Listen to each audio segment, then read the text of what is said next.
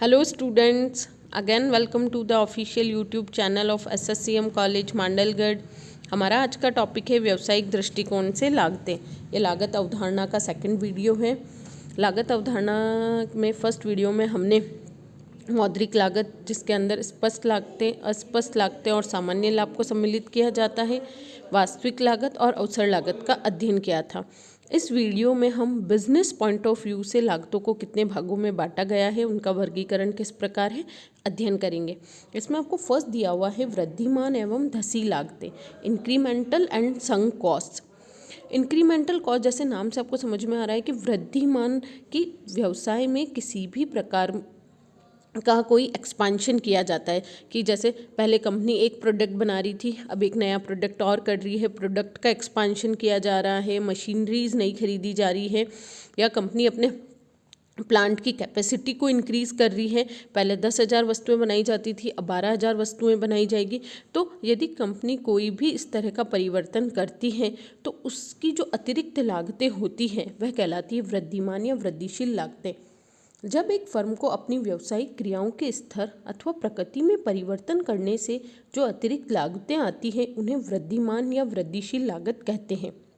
अन्य शब्दों में, जैसे उत्पत्ति के क्षेत्र में आपने कोई नया प्रोडक्ट सम्मिलित किया है, पुरानी मशीन के स्थान पर नई मशीन को इस्टेब्लिश किया है, प्रचलित वितरण के माध्यम को बदलने के कारण वर्तमान लागत में आई वृद्धि को, यानी कोई भी यदि परिवर्तन किया जाता है तो उसके कारण जो अतिरिक्त लागतें उत्पन्न होती है उन्हें कहा जाता है वृद्धिशील लागतें या इंक्रीमेंटल कॉस्ट।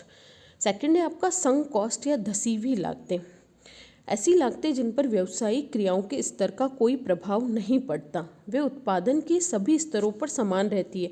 यदि हम कुछ समय के लिए व्यवसाय को बंद भी कर दें तो ये लागतें जो कि त्यों बनी रहती हैं, लाइक डेप्रिसिएशन, अप्रचलन की हानि, भवन का किराया, दूसरे शब्दों में जिन्हें हम स्थायी लागतें कहते हैं, भवन का किराया, ऋण पर ब्याज, बीमा प्रीमियम, स्थायी कर्मचारियों का वेतन। तो धसी या डूबती लागतें वह लागतें होती है जिन पर व्यावसायिक स्तर का कोई परिवर्तन नहीं पड़ता है। यदि व्यवसाय को कुछ समय के लिए बंद भी कर दिया जाता है तो ये लागतें जो कि त्यों रहती है। इसमें हमने देखा कि डेप्रिसिएशन है, इंटरेस्ट है, स्थायी कर्मचारियों का वेतन आदि, यानी जो स्थायी लागतें होती है वह धसी हुई या डूबती लागतों के अंदर आती है। नेक्स्ट है आपका विगत एवं भावी लागतें, पास्ट एंड फ्यूचर कॉस्ट। ये भी जैसे नाम से समझ में आ रहा है कि ऐसे सभी व्यय एवं खर्चे जो वास्तविक हैं, जिनका भुगतान कर दिया गया है और जिनकी हमने हमारे जो फाइनेंशियल अकाउंट से उनमें एंट्री कर दी है, तो वह लागतें क्या कहलाती है, पास्ट एवं भूतकालीन लागतें कहलाती है। मतलब जो लागतें पास्ट पीरियड की है, जिनकी एंट्री हो चुकी है। एक फर्म के उत्पादन के संबंध में निर्णय करने में ऐसी लागतों का विश्लेषण फर्म के संगठन के लिए अत्यंत आवश्यक है, ताकि यह ज्ञात किया जा सकता है कि लागतें अनुमानित लागतों से कम है अथवा अधिक है। नेक्स्ट है भावी या भविष्यकालीन लागतें। तो ये इसका जस्ट अपोजिट, भावी या भविष्यकालीन लागतों का आशय उन पूर्वानुमान लागतों से है जो फर्म द्वारा भविष्य की किसी अवधि में वहन की जाएगी, यानी जो फ्यूचर में कॉस्ट हमारी अकर होगी वो क्या कहलाती है, भावी या भविष्य। इन लागतों का प्रबंधन के निर्णयों में अत्यंत महत्व होता है, क्योंकि फर्म का संगठन इन लागतों का पूर्वानुमान करके लागतों को कम करने का प्रयास करता है। भावी लागतों में हम आय पूर्वानुमान, लागत नियंत्रण, पूंजीगत व्ययों का मूल्यांकन, नए उत्पादों के विस्तार कार्यक्रम पर निर्णय, लाभ पूर्वानुमान और कीमत संबंधी निर्णय आदि आते हैं। तो हमें जैसे नाम से ही समझ में आ रहा था कि पास्ट एंड फ्यूचर कॉस्ट, तो भावी विगत लागतें या पास्ट कॉस्ट भूतकालीन लागतें जो पास्ट में अकर हो चुकी है, जो खर्चा पास्ट में हो चुका है और जिसकी एंट्री हम हमारे फाइनेंशियल अकाउंट में कर चुके हैं। और भूतकालीन या भविष्य की लागतें, जो भविष्य में खर्चा होगा वह लागतें आपकी भूतकालीन या भविष्य की लागतें कहलाती हैं। नेक्स्ट है आपका प्रत्यक्ष लागतें एवं अप्रत्यक्ष लागतें, direct cost and indirect cost. प्रत्यक्ष लागत वह लागत होती है जो किसी उत्पाद विशेष से संबंधित होती है। अब एक कंपनी है, वो एक से अधिक प्रोडक्ट बनाती है, तो प्रत्यक्ष लागत वह लागत होगी जो पर्टिकुलर उस वस्तु के उत्पादन के निर्माण में ही लग रही है। जो कंबाइंड एक्सपेंसेस है वो आपकी क्या कहलाएगी, इनडायरेक्ट कॉस्ट कहलाएगी। प्रत्यक्ष लागतें वह लागतें होती हैं जो निर्विवाद रूप से किसी एक उत्पादक अथवा एक भाग अथवा एक प्रक्रिया, वो किसी एक प्रोडक्ट से रिलेटेड हो सकती है, किसी एक पर्टिकुलर प्रोसेस से रिलेटेड हो सकती है। उदाहरण के लिए यदि हम क्षेत्र के आधार पर लागतों की गणना करें तो एक क्षेत्रीय प्रबंधक का वेतन प्रत्यक्ष लागत कहा जाएगा। और प्रोडक्ट के बेस पे करें, सब प्रोडक्ट का यदि रॉ मटेरियल अलग अलग है तो जो रॉ मटेरियल की लागत होगी वो आपकी क्या कहलाएगी, प्रत्यक्ष लागतें कहलाएगी। अप्रत्यक्ष लागतें वह लागतें होती है जो प्रत्यक्ष रूप में किसी भी विभाग, किसी भी प्रक्रिया या किसी भी वस्तु से संबंधित नहीं होती है। इनका भुगतान एक साथ किया जाता है, जो कंबाइंड खर्च होते हैं। जैसे सामूहिक विज्ञापन का व्यय, कंपनी ने एक ही एडवर्टीजमेंट में अपने सभी प्रोडक्ट्स का डेमो दे दिया। संगठनात्मक व्यय, प्रबंधकीय कार्यालय का व्यय, तो एक कॉमन आपका ऑफिस है, उस ऑफिस का जो आपका पूरा एरिया है उसका आपका बिजली का खर्चा है, कर्मचारियों की सैलरी है जो कॉमन सभी विभागों में कार्य करते हैं, तो ये सारी लागतें क्या कहलाती है, अप्रत्यक्ष लागतें। जो प्रत्यक्ष लागतें होगी वो किसी उत्पाद, किसी विभाग या किसी प्रक्रिया से संबंधित होगी। नेक्स्ट है सामूहिक उत्पादन लागतें। अभी जैसे हमने पढ़ा ना कि कॉमन प्रोडक्शन कॉस्ट, अब कोई कंपनी है, जैसे हम डेयरी का एग्जांपल लें, सरस डेयरी का, तो वहाँ मिल्क से बहुत सारे प्रोडक्ट्स बनते हैं। तो एक प्रोसेस तक, माना कि एक प्रक्रिया तक सभी का रॉ मटेरियल एक है, उनकी प्रोसेस एक है, और उसके बाद जैसे उनकी पैकेजिंग अलग अलग होती है या उनकी निर्माण प्रक्रिया अलग अलग है, तो एक निश्चित बिंदु तक जो उनकी लागतें होती है वह सभी लागतें क्या कहलाती है, सामूहिक उत्पादन लागतें। व्यवहार में देखा गया है कि कुछ उद्योगों के अंतर्गत एक ही कच्चे माल तथा एक ही उत्पादन प्रक्रिया के साथ एक या दो से अधिक वस्तुओं का उत्पादन होता है। तो वस्तुओं के उत्पादन की सामूहिक प्रक्रिया की समाप्ति पर इन वस्तुओं को अलग अलग पहचाना जा सकता है। जिस बिंदु पर सामूहिक उत्पादन से उत्पादित वस्तुएं पृथक रूप से पहचानी जाने लगती है उस बिंदु को हम विच्छेद बिंदु कहते हैं। इस प्रकार विच्छेद बिंदु तक, मतलब कि एक कॉमन जो उनका प्रोसेस है, कॉमन प्रोसेस तक एक ही रॉ मटेरियल से बहुत सारे प्रोडक्ट बन रहे हैं और उनका जो प्रोडक्शन प्रोसेस है वो भी सेम है, तो जहाँ तक उनका प्रोडक्शन प्रोसेस सेम है वहाँ तक जो लागतें होगी वह कहलाएगी सामूहिक उत्पादन लागतें। नेक्स्ट है आपका रोकड़ी एवं पुस्तकीय लागतें। रोकड़ी एवं पुस्तक, out of pocket and books cost. रोकड़ी या जेब लागतों से आशय ऐसी लागतों से होता है जिनके लिए वर्तमान में नकद या रोकड़ी भुगतान करना आवश्यक होता है। यानी आउट ऑफ पॉकेट कॉस्ट, यानी जिनके लिए हमें कोई ना अपनी पॉकेट से पैसा खर्च करना है, मनी आपको खर्च करनी है, तो जैसे कच्चे माल का क्रय किया, मजदूरी का भुगतान, बिल्डिंग का किराया, तो ये सब क्या है, रोकड़ी खर्चे हैं। पुस्तकीय लागतें वह लागतें होती हैं जो रोकड़ी खर्चे नहीं है, जिनका विवरण केवल पुस्तकों में दिया जाता है। जैसे हास, डेप्रीशिएशन की एक्चुअल में हमारे लिए कोई कॉस्ट नहीं है, लेकिन हम डेप्रीशिएशन को हमारी लागत का, तो डेप्रीशिएशन क्या है, केवल पुस्तकीय लागत है जिसे बही खाते में दिखाया जाता है। नेक्स्ट है आपका नियंत्रणीय एवं अनियंत्रणीय लागतें। नाम से समझ में आ रहा है, कंट्रोलेबल एंड अनकंट्रोलेबल, ऐसे खर्चे जिन पर नियंत्रण किया जा सकता है। यदि कंपनी को लगता है कि अपने प्रोडक्ट की कॉस्ट बहुत ज़्यादा आ रही है, मार्केट में मार्जिन नहीं है, प्रॉफिट नहीं मिल रहा है और कंपनी कॉस्ट को कम करना चाहती है, तो ऐसे खर्चे जिन पर नियंत्रण किया जाना संभव होता है तो वह कहलाती है नियंत्रणीय लागतें। अनियंत्रणीय लागतें अनकंट्रोलेबल, यानी जिन पर नियंत्रण नहीं किया जा सकता या जो कंपनी या प्रबंधकों के कंट्रोल में नहीं होती है। ऐसी लागतें जो प्रबंधन एवं संगठन के नियंत्रण में रहती है नियंत्रणीय लागतें कहलाती हैं। सामान्यतः ऐसी लागतों में प्रत्यक्ष एवं परिवर्तनशील लागतें, जैसे रॉ मटेरियल की कॉस्ट है, कर्मचारियों का जो वेतन है, जो स्थायी कर्मचारी नहीं मतलब तो उनका वेतन है, तो ये सारे जो प्रत्यक्ष और परिवर्तनशील लागतें होती है, वेरिएबल कॉस्ट, उन पर नियंत्रण किया जा सकता है। अनियंत्रणीय लागतों का आशय उन लागतों से होता है जिन पर प्रबंधन एवं संगठन का अल्पकाल में नियंत्रण नहीं होता। जो स्थिर लागतें होती हैं वह अनियंत्रणीय लागतें होती है, इस पर प्रबंधक का कोई भी कंट्रोल नहीं होता। जैसे डेप्रीशिएशन हो गया, पूंजी पर ब्याज है, बीमा प्रीमियम है, तो ये सभी खर्चे चाहे उत्पादन हो या न हो स्थायी प्रकृति के हैं, तो स्थायी खर्चों पर कंपनी एवं प्रबंधक का नियंत्रण नहीं रहता, तो ये अनियंत्रणीय लागतें कहलाती है।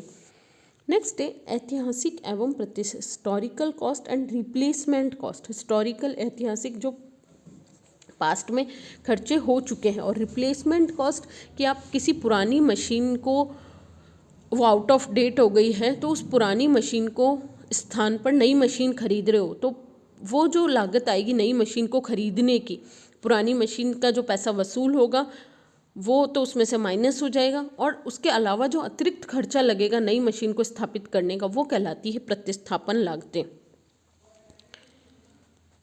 ऐतिहासिक लागत से आशय किसी संपत्ति की मूल लागत से होता है। जब किसी संपत्ति को क्रय किया जाता है, यानी जो पुरानी मशीन जब हमने क्रय की थी उसके लिए जो मूल्य चुकाया था उसे ऐतिहासिक लागत कहा जाता है। अब किसी संपत्ति या प्लांट के बदले में उसी प्रकार की दूसरी संपत्ति या प्लांट के क्रय मूल्य को ही प्रतिस्थापन लागत कहते हैं।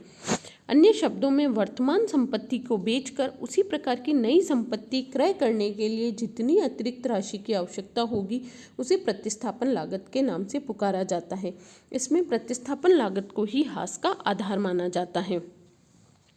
नेक्स्ट है आपका अत्यावश्यक एवं स्थगन योग्य लागतें।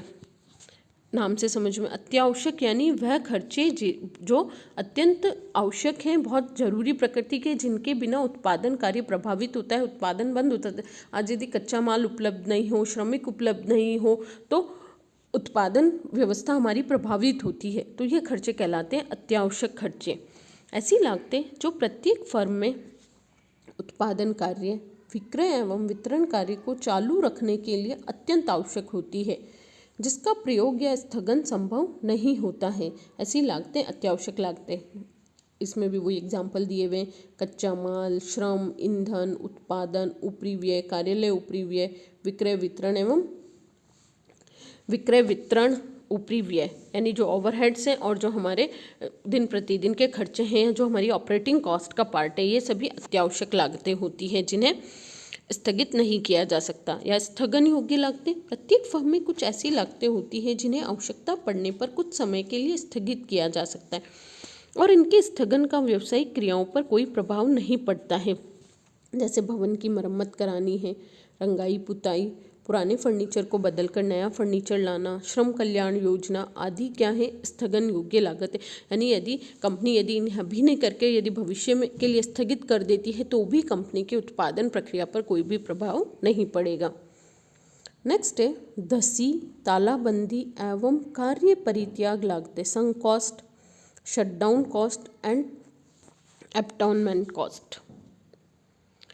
भूतकाल में किया गया ऐसा व्यय जिसे वर्तमान में बदला नहीं जा सकता, यानी हमने जो पास्ट में खर्चे कर दिए थे उन्हें धसी या डूबती लागतें। जैसे भूतकाल में यदि कोई प्लांट खरीद लिया है जिसकी वर्तमान अथवा भविष्य में कोई आवश्यकता नहीं है, तब उस प्लांट पर व्यय की गई, आपने कोई पास्ट में एक मशीन खरीदी थी जो मशीन अब आपके काम की नहीं है, या कोई ऐसा प्लांट परचेज किया था जो अभी आपके काम का नहीं है या भविष्य में भी उसकी कोई आवश्यकता नहीं होगी, तो वह कहलाती है धसी या डूबती हुई लागतें। और वे लागतें जो स्वामी द्वारा कुछ समय के लिए उत्पादन कार्य को बंद कर देने की दशा में फर्म को वहन करनी पड़ती है, वह कहलाती है तालाबंदी लागतें। जैसे अभी कोरोना काल में कुछ समय के लिए बहुत सी कंपनीज में उत्पादन को बंद कर दिया गया था, श्रमिक लेबर अवेलेबल नहीं थी, रॉ मटेरियल अवेलेबल नहीं था, तो या और भी बहुत से रीज़न होते हैं, जैसे प्लांट है वो मशीनरी को सुरक्षित रखने के लिए किया जाना, तो उस जो पीरियड की कॉस्ट होती है, उस पीरियड की, जिस पीरियड में फॉर एग्जांपल यदि कंपनी में स्ट्राइक हो गई है, या अभी जैसे मैंने आपको एग्जांपल दिया कि कोरोना के कारण कुछ समय के लिए उत्पादन बंद हो गया है, या रॉ मटेरियल नहीं मिलने के कारण उत्पादन बंद हो गया है, तो वह उस पीरियड की जो लागतें होती है वह कहलाती है तालाबंदी लागतें। उसमें क्या क्या लागतें हैं, जैसे आपने प्लांट है मशीनरी को सुरक्षित रखने के लिए कोई खर्चा किया है, माल के भंडारण करने पर व्यय किया है, तो ये लागतें कहलाती हैं हमारी शटडाउन कॉस्ट। नेक्स्ट, यदि किसी प्लांट को सदैव के लिए बंद कर दिया जाए तो ऐसे प्लांट को हटाने अथवा अन्यत्र स्थानांतरित करने की लागत को कार्य परित्याग लागतें कहते हैं। देखो इसमें 3 था, धसी यानी जो पास्ट में व्यय हो चुका है, हमने ऐसी कोई प्लांट मशीनरी खरीद ली है जिसका भविष्य में कोई उपयोग नहीं होगा, तो वो लागतें कहलाती है धसी या डूबती हुई लागतें।